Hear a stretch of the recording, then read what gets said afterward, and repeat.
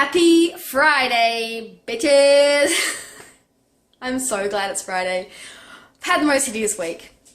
And I don't know if it's because of PMS. Can I blame that? I don't know. It's just been difficult. So I'm really glad that it's Friday. We have the weekend coming up. Going to see Star Wars on Sunday. Kat's kids are coming over on Saturday, so that's tomorrow. She has 3 kids, which we may film, we may not. We're not sure yet. But yeah, it's gonna be a nice weekend. I'm just glad to see this week behind me. So I just wanted to start off first because some keen-eyed little person noticed on my fridge the other day, I guess when I was doing a vlog, this picture. And they asked me if I was pregnant. Absolutely not. Don't we wish we were? No, I'm not pregnant. This beautiful little darling girl is due to join us in this beautiful world on March 2016, so not long to go now. Look at those long legs. Her name is Amelia Rose, and she is actually going to be my step-granddaughter, and Kat's very first granddaughter. She is the daughter of Justin, which is Kat's eldest son, and his beautiful fiancée Brittany. So they are expecting, which is very exciting. So, what I wanted to do tonight was a little bit of, I guess, a brain dump. That's what I'm going to call it, because this is going to be, now that I've got my period, we are in the this is going to be our 3rd try. And I feel really bad for Kat. She has to hear the same thing over and over every month that we try. And so I thought, you know what? Why don't I play with a puppy? Why don't I do a little brain dump? Sorry about Jules, by the way. Why don't I do a brain dump and just get everything off my chest, out of my head, and maybe then I don't have to talk about baby stuff all the time with poor Kat, and I don't have to stress about baby stuff, because one of the biggest things that I've noticed, or one of the biggest things that people say, is that girls usually get pregnant on vacation, and it's because they're not stressed.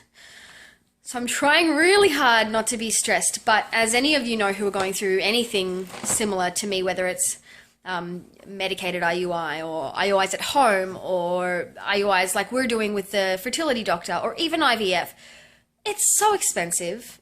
Even when you're doing well, I mean, I guess if you have a donor with an agreement, maybe not, but there's so much going on. And whether it's money, not necessarily financially expensive, but emotionally expensive, it's tasking on the soul and the bank account.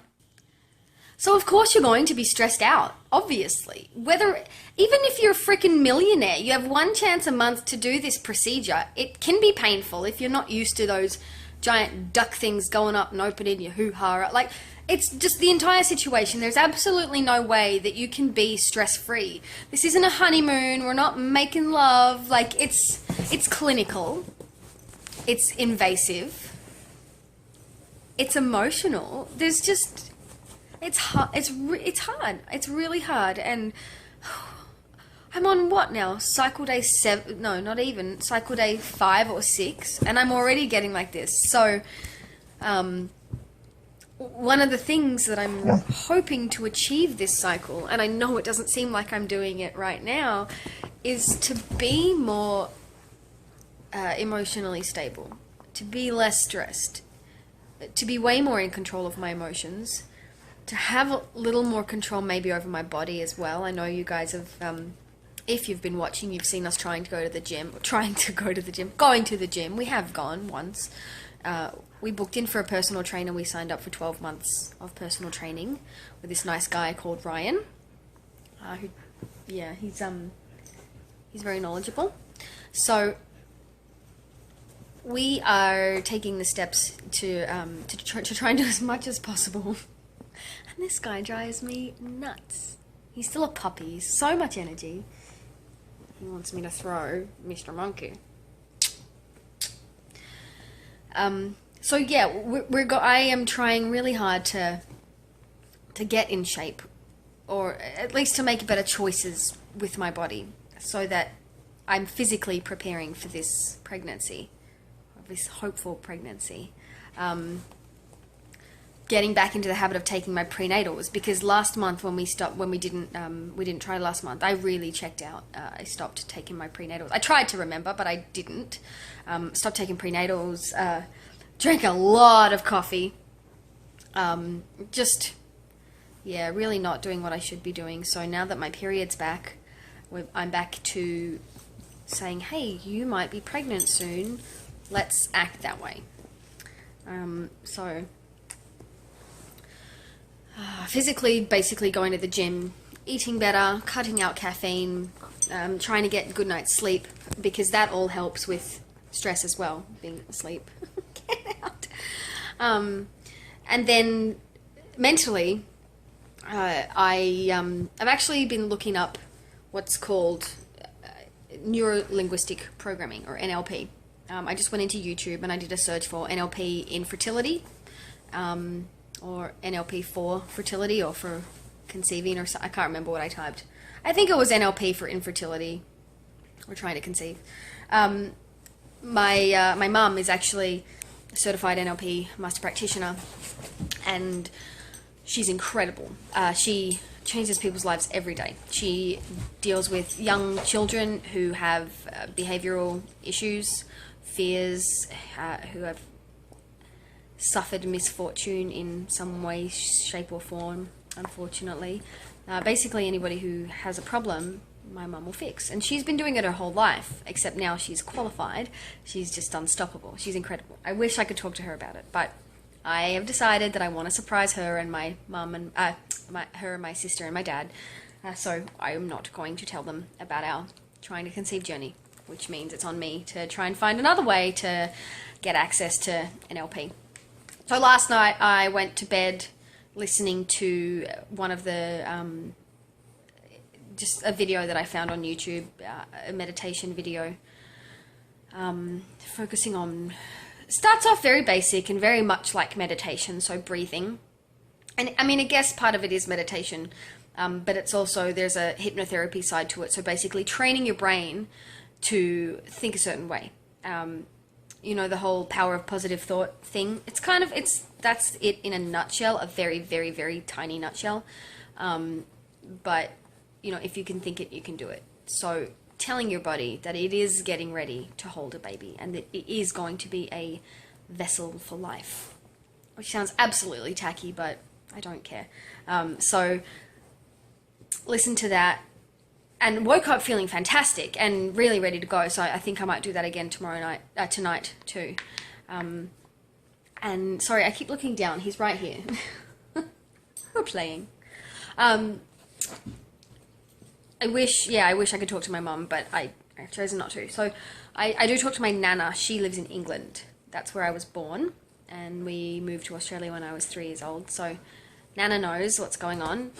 I actually got to tell my granddad as well that we were trying to conceive right before he passed away. So I'm really glad that he knew. I'm such a mess. I'm really glad that he knew that that's a journey we were about to embark on before he died. So I talked to my nana, and she's been fantastic. You know, this is because this is our third time, you know what they say, third time lucky. So my nana's been saying that to me a lot, you know. Third time lucky, third time's a charm, and she's got everything crossed for us. She's just the most supportive nana in the whole world. And so I talked to her, and she was saying, you know, it's exciting because we are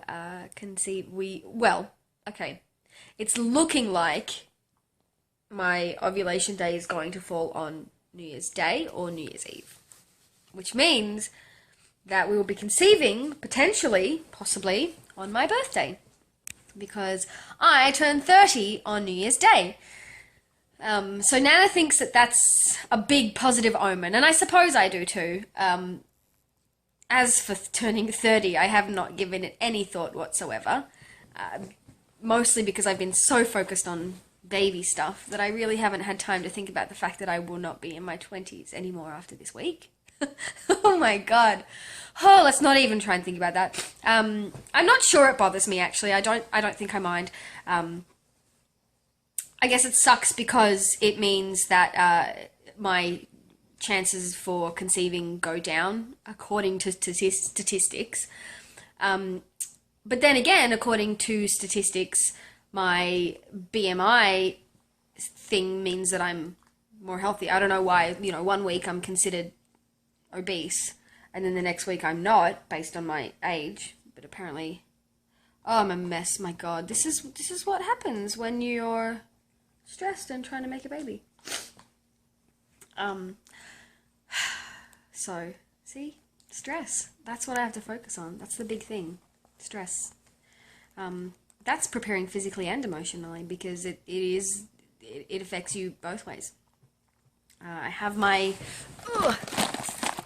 ovulation kits ready to go. So I like these digital ones better than the ones that you have to pee on and then interpret, because I kind of have a little bit of anxiety and I'm slightly highly strung. So when I pee on a stick and, I'm like, oh, is that a line? Is that not a line? I'm just not sure. It's just, no. I just prefer it to be smiley face or no smiley face, very black and white. So that's why we choose the digital ones.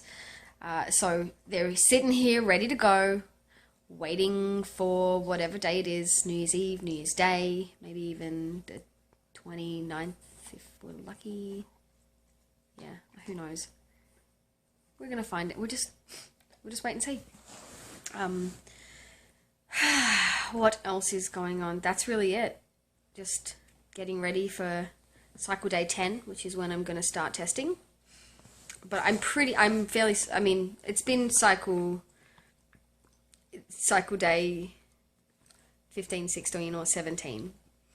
Mostly 16 or 17 that I've been ovulating, so we'll see. Go in, try to be nice and calm, listen to some NLP meditation on the way home, or maybe even on the way there or during. I don't even know. I'm going to do a bit more research into it, but like I woke up feeling fantastic the other day after I listened to it.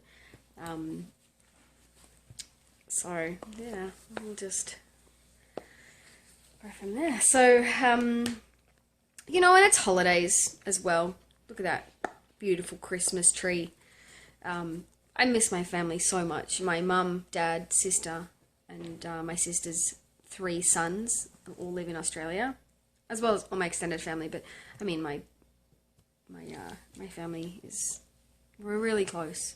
So for me not to be telling them about this that we're going through, I know it's my choice. It's just tough. And I may end up telling them if, 6 or 7 months down the track we're still not where we want to be. But actually, what we've decided, and another reason why it's so hard to not be stressed about this, is because Kat and I sat down and had a conversation about finances and trying to conceive. And what we've decided is, if this attempt does not work, we are going to put our attempts on hold until maybe June or July next year, which it kills me to say, but it is the smart thing to do, because financially we're getting deeper and deeper into this horrible hole of debt, of credit, financing available are the words of the devil, because when someone says, oh, you can have this and only pay this much a month, you're like, sweet, okay, but it all adds up. And when I moved here from Australia, we had to basically set up our whole house. Couch, bed, TV, dining room table, everything. And so it's just, we're still catching up from that. Immigration fees were absolutely through the charts. Anyone who's gone through long distance and immigration will know that. You've got the lawyers, if you choose to have a lawyer, which we did, just to make sure we were getting the paperwork in properly. The actual filing fees are freaking insane. It's a really bad time for us, I suppose, financially. And then on top of that, we've been filling the credit cards up with fertility appointments and sperm. So, we have decided that if we don't get pregnant this time around, we will wait, aggressively pay off our credit cards, and then just get ourselves into a bit more of a comfortable situation, so that when we are ready to try again, we're not thinking like, oh God, can we try this month? Because can we afford it? So that I think will make us a little bit more comfortable. We're also hoping to get back to Australia this year, which would be really nice. My sister's boys are going to be 3 in March. She has two twin 2-year-old boys that are almost 3. Oh Christ, no, they're almost 4. See how time flies? They're almost 4. Travis and Lawrence are almost 4. And then Noel is, he'll be 3 soon. He's following right up behind him. He's about the same size as them though. They're amazing. They're so amazing. I love them so much. I want to give them cousins so badly. And one of the reasons that we don't want to tell my family is because we have this awesome little reveal where we're going to tell them by making t-shirts for the boys that say, I love my cousin, or cousins. So, and it sounds stupid, but it's just little things that we want to look forward to because this journey is so freaking nuts. So, this has been quite therapeutic. I'm not sure how it's been for you, but for me it's been great to just get all this off my chest. There's a lot of different vlogs out there trying to conceive, and I love that everyone is at different stages. You know, so you've got the beautiful ladies over at the Next Family who have their gorgeous family, and they've got twins, and they're just it's cool. I just love watching their videos. We've got Dandy and Birds who are basically in the same situation as us right now. Chelsea and Shana over at 2 baby mamas. Yeah, 2 baby mamas who have their little miracle baby girl and are expecting another one soon. And then you've got Living Rosa who just had their little baby. So it's cool. It shows, it gives me hope. And I hope that one day soon we'll be making videos of our little baby. But until then, we're just gonna... Until then, you get this blubbering mess. No, it's fine. Okay, well, thank you so much for listening to me ramble on. I appreciate it. I will be doing it more because it helps. So if you want to watch more, subscribe and comment if you, I don't know, if you're going through same things, questions, whatever, and like as well, because that's a good part too. Kat and I talked about making a video this weekend on how we met because the gorgeous Sarah asked us to, so we will be getting that together at some point. Other than that, yeah, we're just gonna smash it at the gym this weekend and go and see Star Wars like every other human being on planet Earth. And just try and be less stressed and more happy and cross our fingers that this ovulation comes and everything goes the way we want it to this month. But time will tell. Alright, that's it for me. Bye. Bye. Bye. Bye. Bye. Bye. Bye. Bye. Bye.